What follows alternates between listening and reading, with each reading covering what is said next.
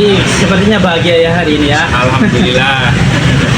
Gimana Ji tadi Ji? Menurut sampean penampilan Cinderlaras di tiket utama tadi yang pertama? Alhamdulillah bagus penampilannya.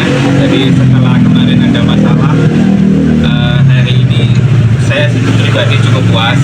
Jadi durasinya dapat, volume juga sudah balik. Dan tadi sempat dikduk juga karena hanya pengajuan 3, satu juri nggak nemu, tapi tidak ada masalah. Tapi tetap akhirnya konser satu. Bicara soal tadi kan katanya ada problem soal Cinderlaras sebelumnya dia. Ya, Apa itu juga kalau boleh tahu? Cinderlaras sebelumnya itu kena minyak wangi ya, vakum ruangan. Jadi salahnya itu ditempatkan di ruang kerja saya. Di ruang kerja saya itu kan full AC sama ada aromaterapi. Nah, dia mungkin nggak nyaman di situ, kami juga nggak paham. Pada saat kopdar bulan Maret itu nggak perform, sampai besoknya hari Senin pun nggak kondisi. Ternyata kita usut bisa jadi karena nggak nyaman dengan bau papan, karena papannya juga baru habis sebenarnya. Tapi dia nggak nyaman. Jadi misalkan kita masuk ruangan atau mobil yang tabungnya nggak nyaman kan kita bisa pusing kan, ya mungkin kayak gitu. Alhamdulillah setelah kita sendirikan, kita kasih ruangan tersendiri, kembali ngomong. Dan prosesnya Ji ya, Iya. itu berapa lama dan seperti apa Ji supaya dia enak kembali nanti? Jadi Cinderlaras ini unik. Setiap hari sore dia tenggar plus mandi. Jadi mandinya itu harian Di Tenggaran di tersebut? Tenggaran. Jadi di Tenggaran di kantor itu setiap hari dia mandi dan tenggar fisik sendiri tanpa di Nggak perlu disepri. seperti karena karakternya dia hutan. Cinderlaras ini muda hutan yang dipasang miring. Jadi karakternya sudah memang agak Giras ya? giras ya. Jadi kondisinya setelah kena parfum itu dilakukan rutinitas kembali normal. Dan butuh waktunya berapa lama Ji? 2 minggu.